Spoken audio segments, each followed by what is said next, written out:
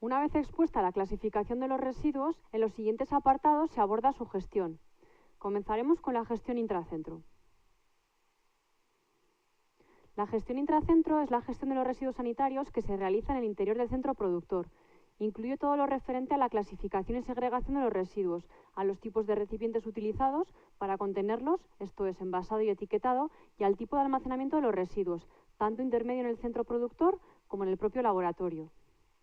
La gestión intracentro finaliza con la solicitud de retirada de los residuos. A continuación se detalla este proceso de gestión interna, responsabilidad en todo caso de los centros productores, en nuestro caso de la universidad. Los residuos sanitarios deben ser clasificados y separados en origen, siendo su recogida en envases que cuenten con las características siguientes, que son características generales para todos los residuos sanitarios, ya sean del grupo 2 o del grupo 3. Estas características son: los envases deben ser de un solo uso, deben ser resistentes a la carga, opacos, impermeables y deben estar provistos de un cierre hermético. Esta última característica es una excepción en el caso de las bolsas y recipientes semirrígidos, los cuales se cerrarán de manera que se impida la apertura accidental. Además, si el destino final de los residuos es la incineración, los materiales que constituyen el envase deben permitir la destrucción completa y, en la medida de lo posible, no emitir compuestos tóxicos. En las siguientes diapositivas se muestran algunos ejemplos. No obstante, antes de mostrároslos, recordad que los residuos sanitarios del grupo 1, los no peligrosos, simplemente deben disponerse en bolsas y recogerse de acuerdo a la normativa específica para los residuos urbanos. En esta diapositiva se muestran envases para los residuos del grupo 2. Estos residuos, al tener la consideración de peligrosos, además de las características generales para todos los envases de residuos sanitarios anteriormente expuestas, deben depositarse en bolsas o recipientes rígidos o semirrígidos, y en el caso de los residuos cortantes y punzantes, además deben ser imperforables e impermeables.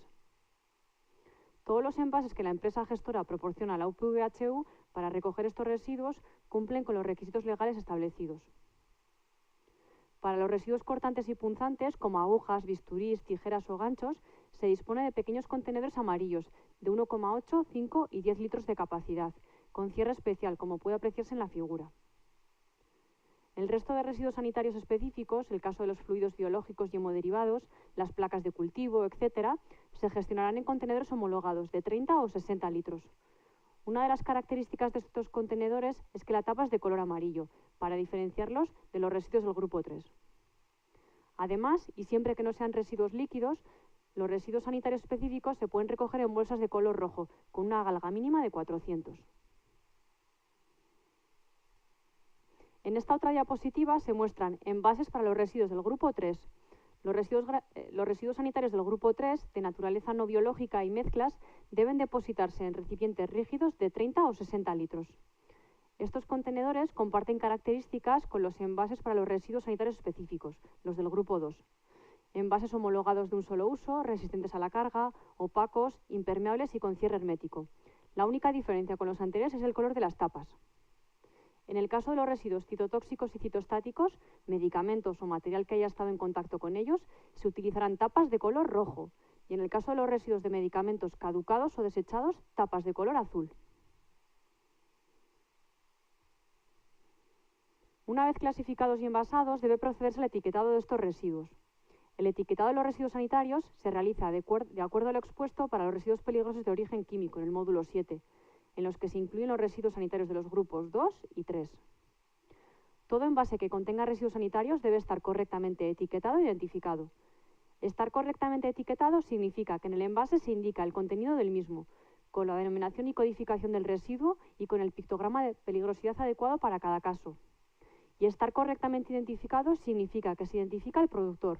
La identificación del productor incluye los datos de la empresa productora, la referencia concreta de la unidad, nombre, clave o similar, el nombre del responsable del residuo y las fechas de inicio y final de llenado del envase. Recordad que la función del etiquetado es permitir una rápida identificación del residuo, así como informar del riesgo asociado al mismo, tanto para el usuario como para el gestor. En el caso de los residuos sanitarios del grupo 2, la naturaleza del riesgo se indica con el pictograma internacional de biorriesgo de residuos biocontaminados, que figura en el anexo 2 del decreto 21/2015. En esta diapositiva se muestra un ejemplo de una etiqueta de este tipo de residuos sanitarios.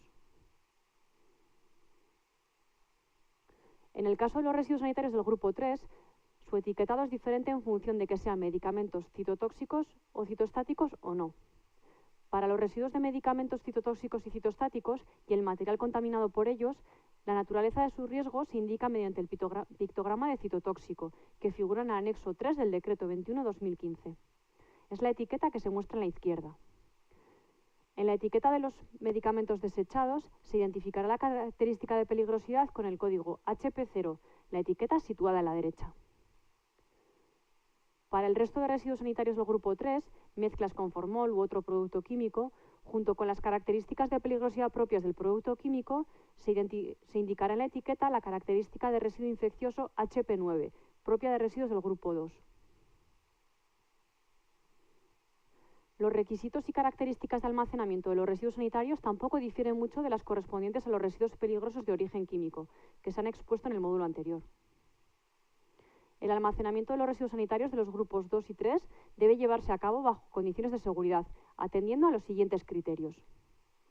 Queda prohibido en todo caso el depósito de los residuos sanitarios de los grupos 2 y 3 a la intemperie. El almacenamiento intermedio de los envases conteniendo los diferentes tipos de residuos se realizará en locales cercanos a las áreas de generación de los residuos. El acceso a estos locales deberá estar restringido a personas autorizadas. Los locales para el almacenamiento previo a la gestión de los residuos sanitarios deberán tener un sistema adecuado de ventilación.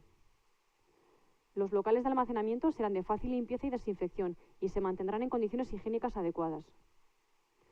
Los lugares destinados al almacenamiento de residuos líquidos dispondrán de sistemas de contención para posibles derrames o roturas de envases. Cuando no se disponga de almacén, podrá realizarse el almacenamiento de los residuos en armarios o sistemas similares, correctamente señalizados y con acceso restringido al público. Asimismo, se sugiere disponer de cámaras de frío o arcones congeladores para prolongar el tiempo de almacenamiento de los residuos hasta su retirada. El almacenamiento de residuos sanitarios es compatible con otros productos y materiales, siempre que las condiciones de seguridad e higiene de estos, del local y de las personas usuarias estén garantizadas.